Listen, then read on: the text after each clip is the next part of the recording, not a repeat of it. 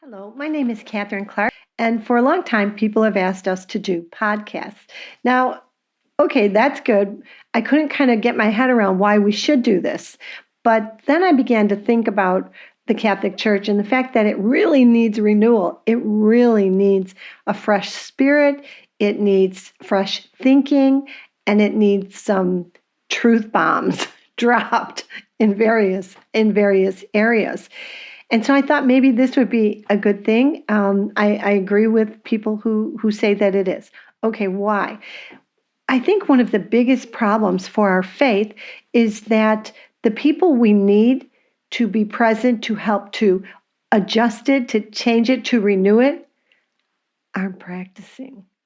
And a lot of people have left the church for various reasons. They don't like some of the behaviors of some of the leaders in the church, or they find that the attitudes perhaps of their parents or other people they've met who practice are kind of one-dimensional, or cause them to think I really might not be able to live a life there where I feel I have my freedoms. So you're involved in a ton of relationships. You have a relationship with your job, you and work. How does that look? Um, do you overcommit to work? Do you undercommit to work? Um, are you happy in your work? Does it feel important to you?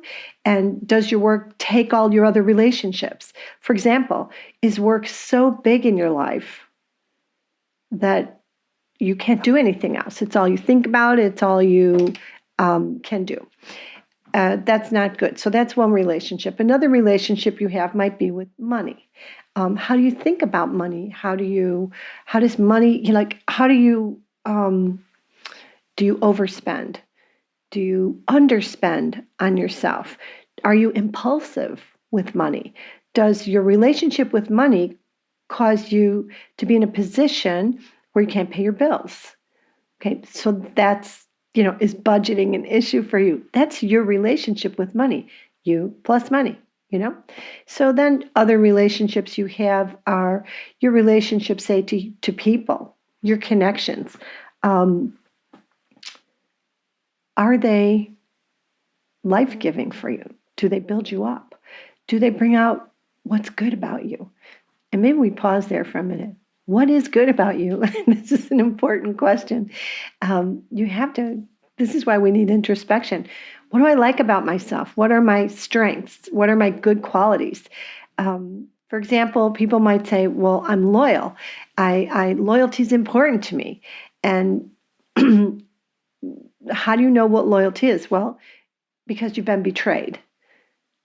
Maybe you've experienced a lack of loyalty, a betrayal, and so then you decided, well, I don't like that very much, and I wouldn't do that, and so I am going to prioritize loyalty in my relationships with other people. Understandable. And when you're looking at that, your relationship to other people and the importance of loyalty in those, remember that you have to be loyal to yourself. And that's the introspective part. Okay, so what does being loyal to yourself mean? Well, it means you don't let yourself down. You take good care of yourself. It means you plug into how you're feeling in your relationships. Like if you're around a person and you're braced, pay attention. Why am I braced? What am I afraid of?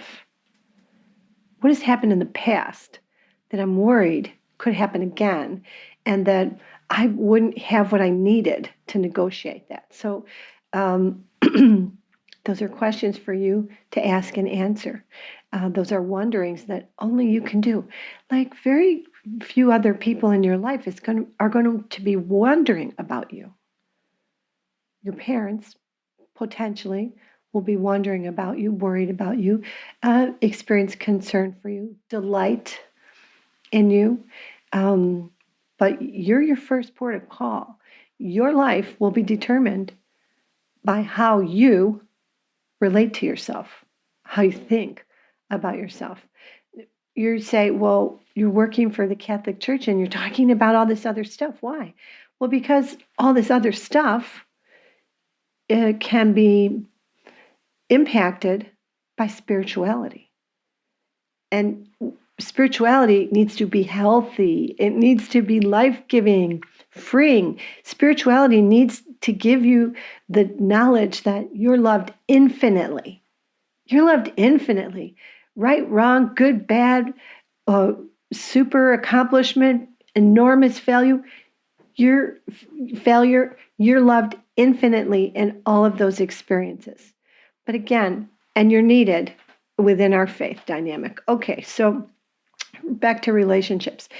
Sometimes people develop relationships with substances or habits, and they begin to take away from the rest of their life.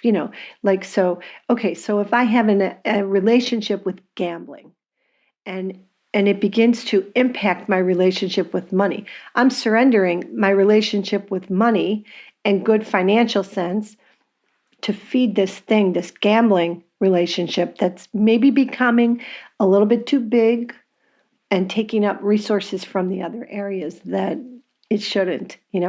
Again, who's in charge of this? You have to think about this.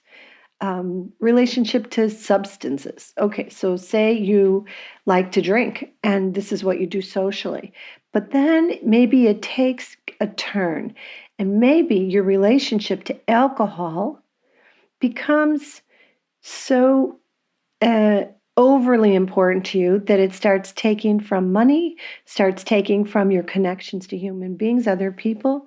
You start letting yourself down.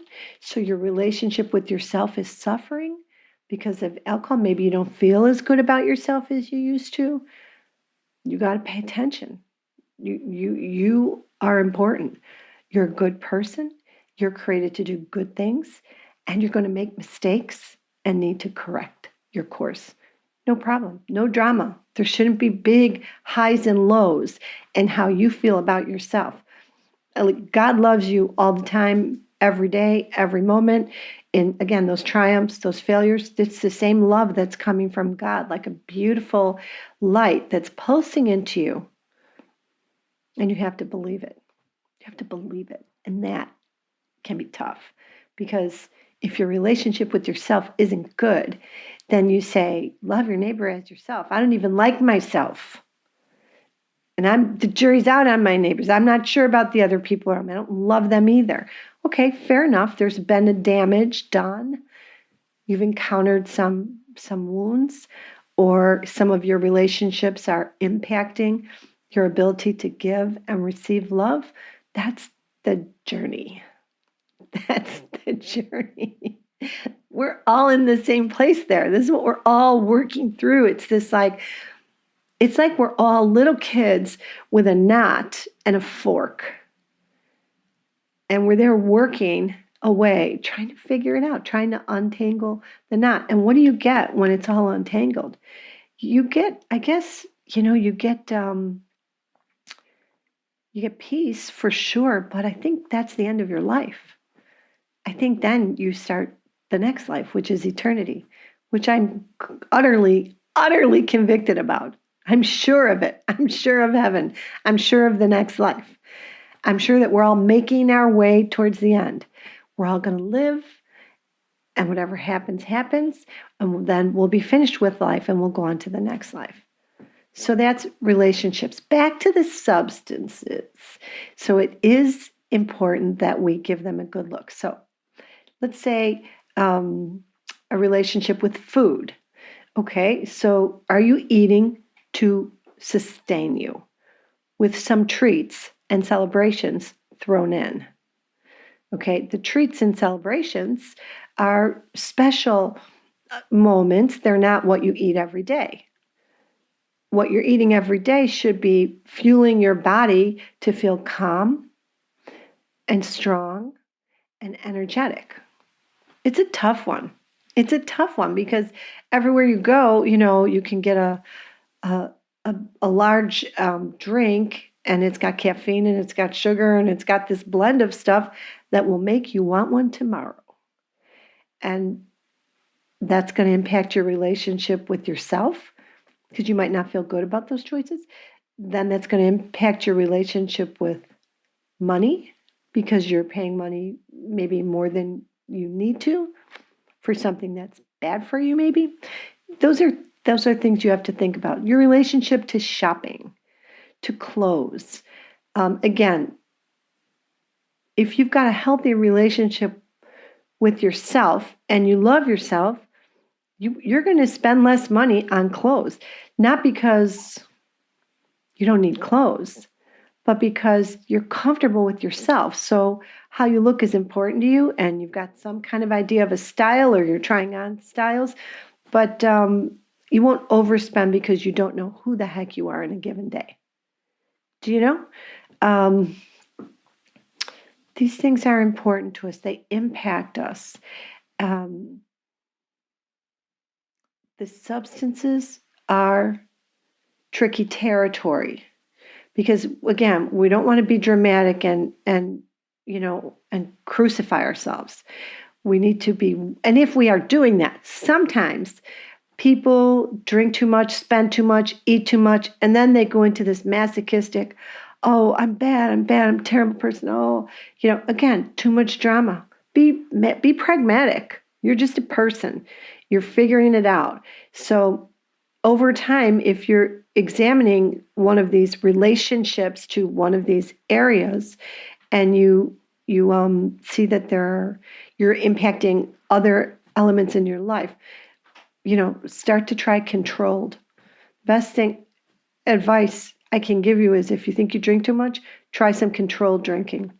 Try to say, I'm going to have 2. I'm planning how much I'm going to have.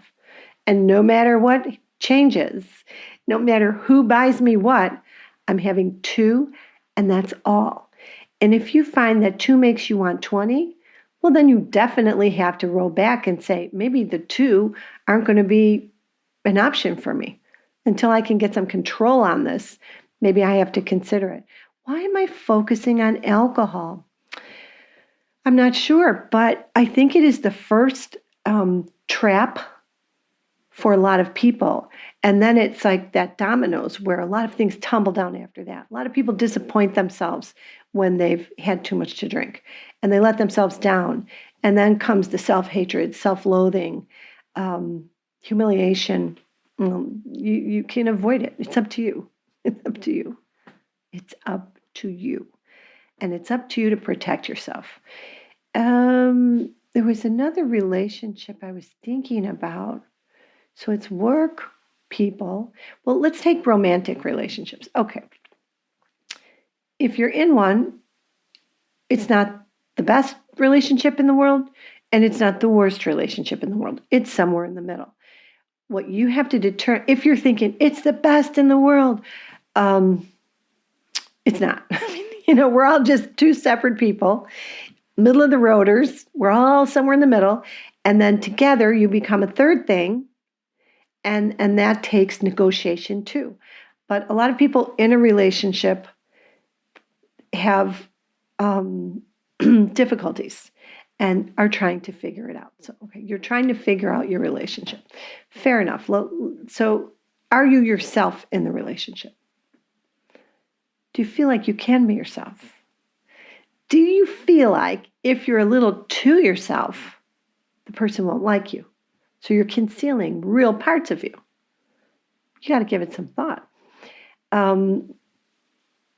Since you've been with this person in this relationship, have you gone further into your strengths and into your life, and your confidence has increased, and the person gels with you in those ways? That's great. If that's what's happening, that's good. If it's not, you got to take a look. Does your family like the person? Is your family saying, yeah, I like how you are with this person. You're more yourself, not less yourself. That's what parents are looking for. When they're looking for, is my child in a good relationship? Really what we should be looking for as parents is, does my child look like they're themselves, and that they're free to be their best selves and their most honest selves with this other person? And those are important questions. Is there a level of trust? If a person is insecure around you to the point where you have to alter your behavior so they can feel more secure, I would be querying that. I would wonder about that. There's loads to do on that subject, and I hope we do a lot more on it because it's such an indicator. Sometimes people are in relationships that are damaging, and it takes years of their life to get out of it, to figure it out, to get out of it, and then to recover. Now, maybe you're not in a relationship, and maybe you say, everyone's in a relationship but me.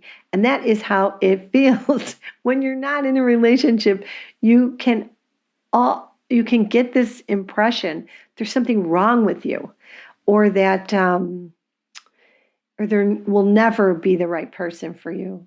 And again, it just takes one person, and it's most important to develop yourself so that the right person, the one with the standards you need, will choose you. I remember speaking to someone and they said, yeah, this is the attitude. There's no nice guys out there. There's no nice girls out there. That's how we all feel till we find the one. But I said, well, what do you want? What do you want in a partner? My friends, know this. Know what you're looking for. Know what's important to you. For example, that loyalty piece. That's going to need to be there for you. So the person started describing this, and I don't want someone who like drinks too much. I don't want anyone who's using drugs. I want someone who knows where they're going in a sense and has committed to a course of either education or, it works, has a job. And then I want someone who's funny, and I want someone who's this and cares about how their appearance is and is in good physical shape, and the list. And I said, wow, that's really a special person. Are you all those things? Are you all those things? Because that person you're describing wouldn't pick you today, given that you're not in good shape. It's not important to you to take care of yourself. You drink too much, and your finances are anyone's guess. And you know what I mean? Like, there's work for us to do on ourselves. Why do I tie that into spirituality? Because spirituality calms you. It gives you resonance, like it gives you this kind of existence. And you're like, I'm not the best, I'm not the worst. I'm somewhere in the middle, and God loves me infinitely. Now, where do I go from that point? When you're working from that point, it's like doors and windows fly open. The ideas start coming. And you move off, you push off in the right direction for you. It's having that relationship to yourself that's loving and kind and gets your thoughts going right. Because have you ever just done something wrong and you hear yourself say, oh, I'm so stupid? I mean, have you ever done that? I think probably we all have. Okay, who'd want her for a friend? Not me.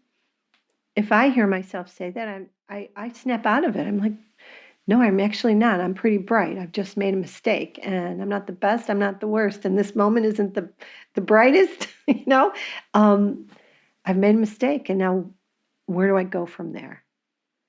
And my spirituality will calm me enough where I can steady myself and say, all right, there's a way out of this. There's a way out of this mistake. There's a way out of this thinking, this pattern of thinking. There's a light somewhere for me to go in that direction. And my spirituality is like what switches the light on, and then I go there. A light switches on to the left, I go left. A light switches on in the right, I go right. Now, this is metaphysical. I mean, I'm taking you into your interior life. But you have to have one. You have to have one. And if we do anything in this today, I'm hoping I can persuade you that all of those relationships would improve if you developed an interior life that was exciting, loving, kind. What do I want? How am I going to get it? There's another thing that's going on in these days, I think. Ambivalence. There's so many choices. I think nobody knows what to do. There's just too many choices. And there's also everything's reviewed and rated, and people are in a hotel and they're like, oh, no towels, only 2 towels. Oh, that's 1 star down on the rating. I'm like, who can live up to this? I can't even handle it. Like, if there's a real problem, then you would communicate it to the people in front of you, not blast them on the internet. It's just a rather ugly piece of contemporary society that we have a mindset that is rating everything and everyone. Like, human beings are in motion. You're moving all the time. You're developing, or you're what do they say? You're building up or you're falling back. Like, you're going forward or you're going back. Like, you're always in motion. So rating people freaks me out. And I think we got to dial that down, because you know what you're doing? You are rating yourself. You are literally, there's an interior program running that while you're rating everything in front of you, including the poor person at the Starbucks, you're actually rating yourself too. And neither one is okay. People have good days and they have bad days. You are amongst those people. We have good days and bad days. I don't rate myself by my bad days. I don't exalt myself by my good days. I'm just a person. That's all you are too. So those are crucial things. Now, I remember a 20-year-old saying, somebody suggested to him, and he was having a hard time. 20 years old is just a hard time all by itself, really, because you're in the middle of a lot. But someone suggested he go to Mass or go sit down in an adoration chapel and pray, or just, and he said, oh, the Catholic Church? Why would I go there? That's where you go if you want to feel like an even bigger loser. Wow. That is what we've communicated. Now, we practicing Catholics who are trying to offer the freedom that comes with the gospel message would say, why would he think that? But that's disingenuous. Why would he think that? Because we never shut up about rules and and what you're doing. We're rating people too. So I feel like young people or old people, they're in the world and the world is rating them, and dualistically, you're either good or bad. Oh, you go and you're serving someone a cup of coffee. Oh, it's either good or bad. You're either good or bad at serving someone a cup of coffee, and it's going to show up on the internet. Like, where's it going to end? People are not feeling loved by other people, and that's where it's going to end. They're feeling used. So for you, you're not the best, you're not the worst. You're somewhere in the middle. You're a good person. You're created to do good things, and you'll make mistakes. Now, my hope for you is that you will come toward us in your spirituality and see what we're offering. We think we can be helpful to you to have a happier life, to love yourself better, and to be happy. Now, in terms of God, it's important to remember we're Christians, and we believe Christ died for. We feel convicted that Jesus Christ died for all people. Like, okay, the relationship with God the Father and God the Son, the Father in heaven, and then Jesus Christ the Son, is such that Jesus dies for all people, not some people. The Father is not going to deny Jesus any person.